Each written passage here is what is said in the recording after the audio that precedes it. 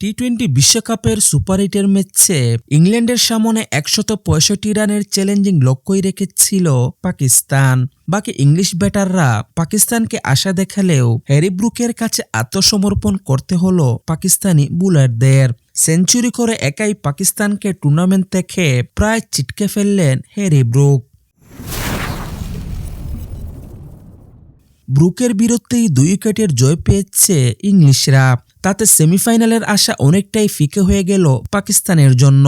আর প্রথম দল হিসেবে সেমিফাইনালে গেল ইংল্যান্ড।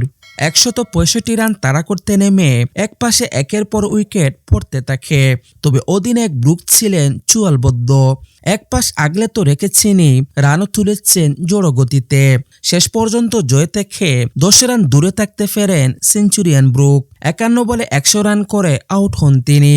তবে শেষ দিকে কয়েকটি উইকেট তুলে নিলেও সেটি ইংল্যান্ডকে হারানোর জন্য যথেষ্ট ছিল না। ২৩ বলে ২৮ রান করে দলের দ্বিতীয় সর্বোচ্চ সংগ্রাহক উইল জ্যাক্স। এর আগে প্রথমে ব্যাট করতে নেমে সাহিবজাদা ফারহানের হাফ সেঞ্চুরিতে ভর করে ১৬৪ রান করে পাকিস্তান। দলের হয়ে ৪৫ বলে সর্বোচ্চ ৬৩ রান করেন সাহিবজাদা ফারহান। আর দলের হয়ে দ্বিতীয় সর্বোচ্চ ২৫ রান করেন বাবর আজম ও ফখর জামান। অন্যদিকে সেমিফাইনালের দৌড় থেকে এক প্রকার ছিটকেই গেছে পাকিস্তান। শেষ ম্যাচ যদি জিতেও তারা, তাহলে তাকিয়ে থাকতে হবে নিউজিল্যান্ড ও শ্রীলঙ্কার দিকে। যদি নিউজিল্যান্ড ইংল্যান্ডের বিপক্ষে হারে এবং লঙ্কানদের বিপক্ষে জেতে, তাহলে তাদের পয়েন্ট হবে ৩। সেক্ষেত্রে শ্রীলঙ্কার বিপক্ষে বড় ব্যবধানে জিতে রান রেটে পেছনে ফেলতে হবে কিউইদের।